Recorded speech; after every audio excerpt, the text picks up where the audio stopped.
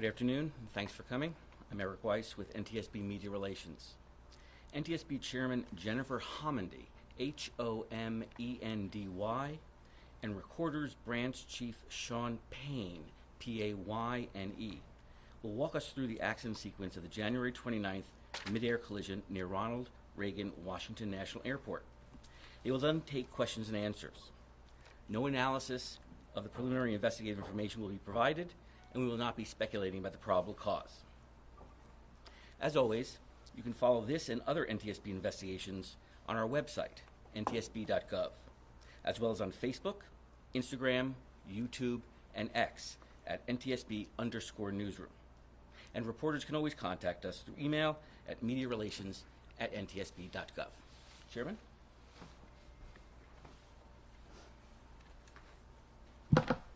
Good afternoon, and thank you for joining us. The on-scene portion of our investigation into the January 29th mid-air collision near Reagan National Airport has wrapped up. We have the perishable evidence we need, so we want to provide an investigative update and talk about next steps. Let's begin with some information on the Black Hawk's route and then proceed through the accident sequence. This particular flight was a check ride for the pilot flying the Black Hawk. Generally, a check ride is a practical exam that a pilot must pass to be qualified to perform specific aircrew or mission duties. The Army does 3 types of check rides: instrument, annual, and night vision goggles. This was a combined annual and night vision goggle check ride. We believe the helicopter crew was likely wearing night vision goggles throughout the flight. Given the nature of the flight, additionally, had they been removed, the crew was required to have a discussion about going unaided. Let me repeat that. Had they been removed, the crew was required to have a discussion about going unaided.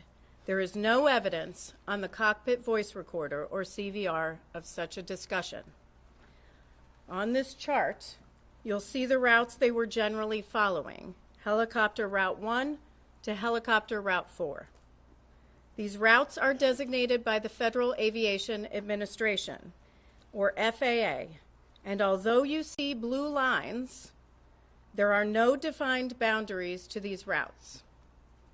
You'll note on the chart that pilots are expected to maintain the maximum altitude charted when ceiling permits, unless otherwise instructed by air traffic control.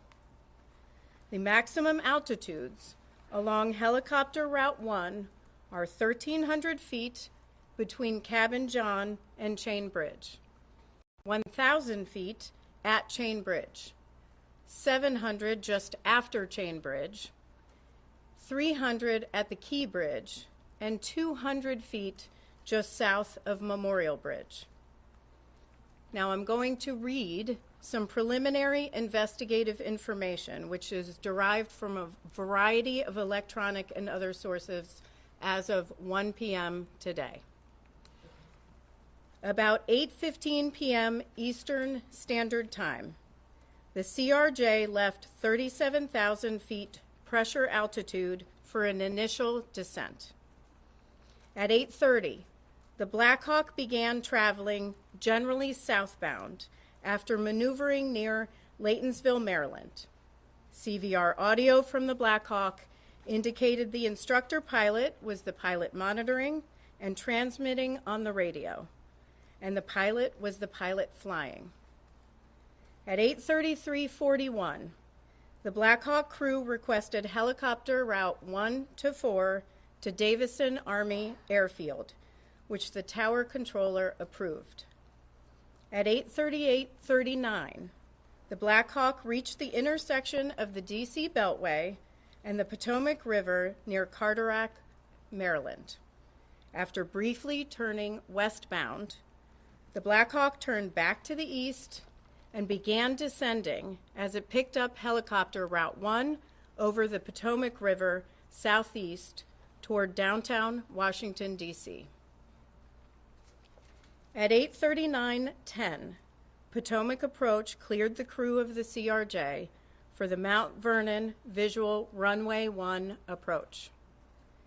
At 8:40:46, the CRJ rolled out of a left turn established on the ILS localizer for runway 1 at approximately 4,000 feet pressure altitude, 170 knots, with landing gear up and flaps extended to 20 degrees. At 8:43:06, the CRJ crew made initial contact with DCA Tower. The tower controller then asked if the crew could switch to runway 33. The CRJ crew agreed to switch to runway 33. At 8:43:48, the Black Hawk was about 1.1 nautical miles west of the Key Bridge. The pilot flying indicated they were at 300 feet. The instructor pilot indicated they were at 400 feet. Neither pilot made a comment discussing an altitude discrepancy. At this time, we don't know why there was a discrepancy between the two. That's something that the investigative team is analyzing. At 8:44:27, as the Black Hawk approached the Key Bridge, the instructor pilot indicated the Black Hawk was at 300 feet, descending to 200 feet. Between 8:44:41 and 8:44:45, the CRJ crew selected 30 degrees of flaps and then 45 degrees of flaps. At 8:44:49, the CRJ landing gear were down and locked. The aircraft was fully configured for landing about 6.2 nautical miles south of the airport. At 8:45:27, the autopilot was disconnected, and the CRJ began a shallow right turn off the runway 1 localizer at a radio altitude of approximately 1,700 feet and an airspeed of 134 knots. This occurred about 5 nautical miles south of the airport. At 8:45:30, the Black Hawk passed over the Memorial Bridge. The instructor pilot told the pilot flying that they were at 300 feet and needed to descend. The pilot flying said they would descend to 200 feet. At 8:45:58, the Black Hawk then crossed over the Washington Tidal Basin and followed the Washington Channel consistent with helicopter Route 1. It is now approximately 2 minutes before the collision. At 8:46:01, a radio transmission from the tower was audible on the CRJ CVR, informing the Black Hawk that traffic just south of the Wilson Bridge was a CRJ at 1,200 feet circling to runway 33. CVR data from the Black Hawk indicated that the portion of the transmission stating the CRJ was circling may not have been received by the Black Hawk crew. We hear the word circling in ATC communications, but we do not hear the word circling on the CVR of the Black Hawk. The recorders group is evaluating this right now. At 8:46:08, the Black Hawk crew responded. They had the traffic in sight and requested visual separation, which was approved by DCA Tower. At 8:46:29, the CRJ crew received a 1,000-foot automated call-out. At 8:46:47, DCA Tower cleared other jet traffic on runway 1 for immediate departure with no delay. At 8:47:27, or 32 seconds before impact, the Black Hawk passed the southern tip of Haines Point. A second later, the CRJ began a left roll to turn to final on runway 33. The CRJ was at a radio altitude of 516 feet and 133 knots. At 8:47:29, the CRJ crew received a 500-foot automated call-out. At 8:47:39, or 20 seconds before impact, a radio transmission from the tower was audible on both CVRs. asking the Black Hawk crew if the CRJ was in sight. Audible in the ATC radio transmission was a conflict alert in the background. At 8:47:40, the CRJ crew received an automated traffic advisory on the TCAS system stating traffic, traffic. TCAS is the Traffic Alert and Collision Avoidance System on the CRJ. At 8:47:42, or 17 seconds before impact, a radio transmission from the tower was audible on both CVRs, directing the Black Hawk to pass behind the CRJ. CVR data from the Black Hawk indicated that the portion of the transmission that stated pass behind the may not have been received by the Black Hawk crew. Transmission was stepped on by a 0.8 second mic key from the Black Hawk. The Black Hawk was keying the mic to communicate with ATC. In response, at 8:47:44, the Black Hawk crew indicated that traffic was in sight and requested visual separation, which was approved by DCA Tower.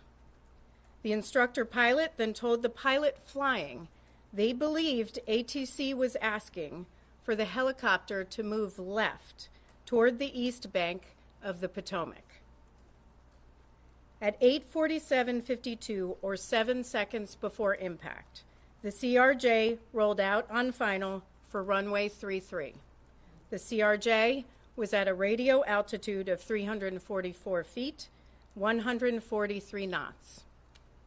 At 8:47:58, or 1 second before impact, the CRJ began to increase its pitch, reaching about 9 degrees nose up at the time of collision.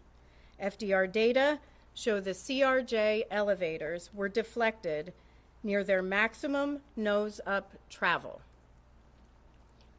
The last radio altitude recorded for the CRJ was 313 feet and was recorded 2 seconds prior to the collision. The CRJ pitch at this time was again 9 degrees nose up, and roll was 11 degrees left wing down. The CRJ was descending at 448 feet per minute.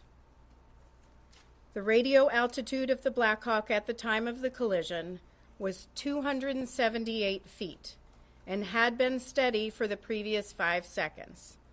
The Black Hawk pitch at the time of the collision was about a half degree nose up with a left roll of 1.6 degrees. Now, examination of the wreckage will assist in determination of the exact angle of the collision. Now, we're confident with the radio altitude of the Black Hawk at the time of the collision that was 278 feet. But I want to caution, that does not mean that's what the Black Hawk crew was seeing on the barometric altimeters in the cockpit. We are seeing conflicting information in the data, which is why we aren't releasing altitude for the Black Hawk's entire route. I'm going to turn it over to Sean Payne for an explanation of that. Sean is branch chief of the NTSB Vehicle Recorder Division. Thank you. I'm Sean Payne. I'm branch chief of the Vehicle Recorder Division. This is the flight recorder lab at the NTSB. I can give some insight into the challenges of understanding what altitude the Black Hawk pilots would have seen on their gauges in the cockpit. You may see pictures released of showing us in the lab rebuilding the flight recorders. That's part of our job, but a bigger part is ensuring that the data that we have downloaded is true and accurate. We call this validating the data. I'm going to define some terms for altitude in a way that most audiences can understand. I may end up reading much of this verbatim as I want to be precise in my language. The first term is radio altitude. You've heard this in our other press conference before. This is a measure of the helicopter's height above terrain, in this case, the Potomac River. It is measured by bouncing a signal from the helicopter to the river. We have determined that this parameter is valid. This is good data. This gives us confidence in knowing exactly how high the helicopter was above the ground. This parameter is not the primary means the pilots would have used to determine their height during flight. The pilots are not typically navigating using radio altitude.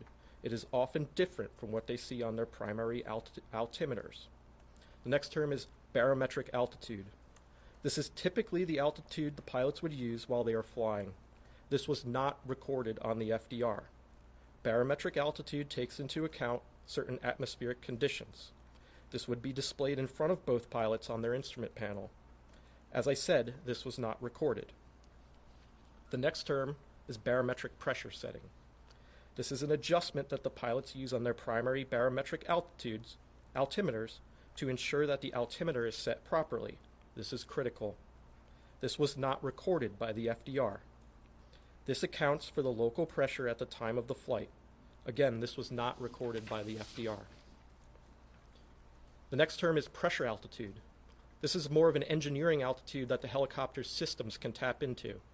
This altitude is calibrated using what we call a standard atmospheric pressure. We have found that this parameter is not valid. This is bad data. Normally, we can use this parameter to compute the barometric altitude displayed to the pilots. Because this data is bad, we have to use other methods to make this determination. Last, the FDR does not record GPS information, so we cannot simply verify any of this with GPS information such as GPS altitude. This does not exist in the data set. We are working to determine if this bad data for pressure altitude only affected the FDR or if it was more pervasive throughout the helicopter's other systems. We will have an answer to what altitude the pilots saw on their gauges as they were flying. To examine this, we will use a combination of methods. First, we have already started working with Sikorsky, Collins Aviation, and the Army to retrieve engineering documentation to understand how this may have affected other helicopter systems. Next, because we cannot turn to the FDR for this information, the wreckage of the helicopter needs to be examined. We need to look at the remains of the pedostatic and air data system. I must stress that these systems were badly damaged in the accident, and this will be difficult. Last, we will need to look at the altimeters themselves and determine their independent functionality. I'd like to stress that we've just completed the on-scene phase of the investigation. We need to follow our process and be meticulous. Ultimately, this work will determine the altitude displayed to the pilots and will be included in our final report. I'll pass it back to the Chairman. Thanks, John. What I just read, we are going to publish that online, so I'm not going to take specific questions going back to certain times that I've already read. I think that can get very confusing, and so please refer to what we do post online. I do want to make a few corrections and also provide some additional information on a couple of other issues. First, the ATC group has been looking at the radio frequencies. The airplane and the helicopter were both on two different VHF frequencies, not UHF. Also, just a correction, Metropolitan Police Department recovered the Black Hawk CVR and FDR, not the FBI. I do want to provide a little bit of information on ADSB out for the Black Hawk. ADSB stands for Automatic Dependent Surveillance Broadcast. So the helicopter was equipped with and capable of transmitting ADSB out. We don't know why it wasn't transmitting. What we'll have to look at is the installation of the equipment. We'll have to look at programming. We'll have to look at whether there was some sort of equipment malfunction or if the ADSB was turned off. So there are a lot of people are asking about, was it turned off? There are other things we have to rule out first. The team is going to do a visibility study. The visibility study, we're going to do a laser scan of the cockpits of an exemplar CRJ. We're going to also laser scan an exemplar cockpit of an exemplar Black Hawk. And we're going to take that information as well as information from examination of the wreckage different seating positions, different heights, different eye positions, also taking into account night vision goggles. And we're going to do a pretty in-depth visibility study, which we do often, and see if we can demonstrate, which we will be able to do on a software program, what the pilots of the Black Hawk could and could not see. Now, we will begin moving the wreckage from DCA to a secure location over the next week. And that's all I have for now. I am going to take questions. Again, I'm not going to take questions on specific times that I read through in the Black Hawk route or in the CRJ as it was moving to runway 33. But all of that will be online at ntsb.gov, and you can find that. So I will take questions as I call you. Please raise your hand, state your name and your affiliation. Tom. Madam Chair, Tom Costello with NBC News. Thank you for the update. Do we understand correctly, you're looking into the possibility that there may have been, I underscore may have been, a malfunction in terms of the accuracy of the altimeter readings inside the cockpit for the Black Hawk helicopter? One more time. Do I understand correctly, you're looking into the possibility that there may have been bad data and therefore inaccurate readings inside the cockpit of the chopper for altitude for the pilots to read? That's correct. We are looking at the possibility of there may be bad data. We're looking at, were they seeing something different in the cockpit that differs from the FDR data, which was radio altimeter? In other words, they may have thought they're at one altitude when in truth they were at a different altitude. It's possible, but we have a lot of work to do till we get to that. Pete Mundy with CNN. How critical is the finding that the crew could have been wearing night vision goggles, and how much will that factor into your investigation? So the question is, how critical is the finding that the crew could have been wearing night vision goggles? That is, part of our investigation, where it's going to be a factor in our visibility study. We're going to have to see what was possible for them to see at the time leading up to the collision and the accident sequence. Is there anything in the voice recorder indicating that the crew of the Black Hawk saw the impending collision?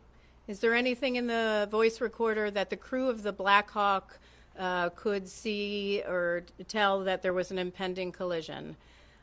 We do not have any indication that the Black Hawk crew would have seen that.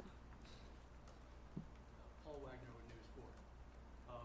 Based on the possibility that they were wearing these night vision goggles, we've heard from people who wear them that it may affect your peripheral vision. So if the plane is coming into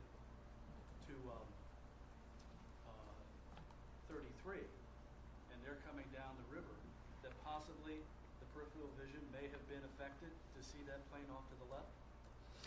The question is visibility and night vision goggles. This is exactly why we do a visibility study, and we'll test that as part of our study. But time will tell. Just to level set here, we're only a couple of weeks out, and we have a lot of work to do. That will be a part of the work. Daniel Gilbert, Washington Post.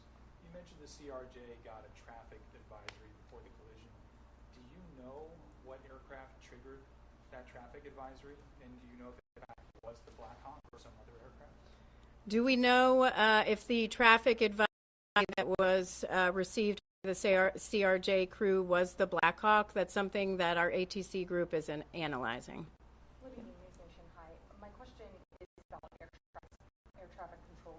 Message to the Black Hawk saying that they should pull behind the passenger plane. You're saying that didn't get through to the Black Hawk, saying that's what's being investigated, or it did get through and they weren't able to accommodate that. So the instructions from ATC were to pass behind the CRJ. That transmission was interrupted. It was stepped on. We do not have evidence on the CVR of the Black Hawk that they may have not received pass behind because the mic key. They were communicating with air traffic control at the time. Did that full message come through from air traffic control, like pass behind the passenger plane, or was it just passed behind the, and then it got cut off in the Black Hawk? Like, Pass behind the was not communicated. And Yeah. what were the next words? It's communicated by ATC. It was not heard on the Black Hawk CVR. Is that clear? I think the clarification of the Black Hawk not receiving an air traffic control and making it through, was the passenger plane aware of the Black Hawk even in the area being told of this? Was that something that would even be on their frequencies? I know this is a second-by-second moment, so I don't know who got what. So the CRJ crew can hear air traffic control and communications from air traffic control. The Black Hawk crew can also hear communications from air traffic control, but they can't hear communications from each other back to air traffic control. So it's half the communication. Yes. Thank you, Chair Hahn. Grady Trimble with Fox Business. I know it's early in the investigation, and I know that the FAA controls the airspace around DCA. But at this point, would you say that the temporary restriction of helicopter flights is the right move, and would you advocate for a permanent restriction of those flights? Well, I do want to congratulate the Secretary Duffy for taking action immediately to restrict helicopter traffic, except for certain circumstances, life-saving flights and presidential flights. So I think they took the right safety action.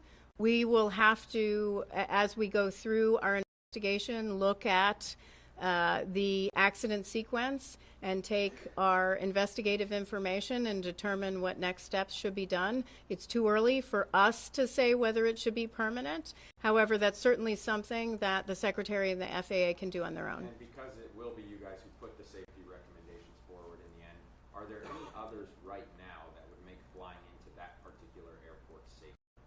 Yeah, so here's what I'm going to say. On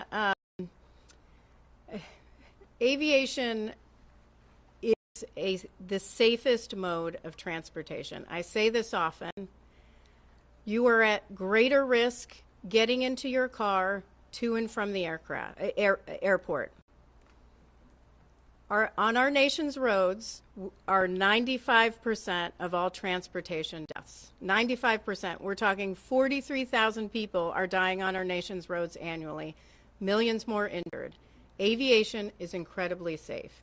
With respect to any safety recommendations that may come along or any safety deficiencies that we might identify, one thing I will say is our investigative process, we don't wait till the end of our investigation to issue something that may impact a safety deficiency. So, for example, we will issue an urgent safety recommendation if we see that something needs to be acted on immediately. We won't wait till the end of the investigation. We won't wait till the end to issue recommendations in the final report. We will take action. We will issue an urgent safety recommendation if we need to. So that's open right now in all areas. Last question. Yes. Patrick Turks with Scripps News. There's been a lot of talk from aviation experts that maybe the crew on the CRJ, or on the Black Hawk, rather, was looking at the wrong plane. Can you talk about whether you've seen anything that would support that theory or oppose it? Yeah, I've read these reports. It's too early to tell. We're going to have to do our visibility study to look at all possibilities of what the crew might have been seeing. So more to come on that. Thank you very much. Thank you very much.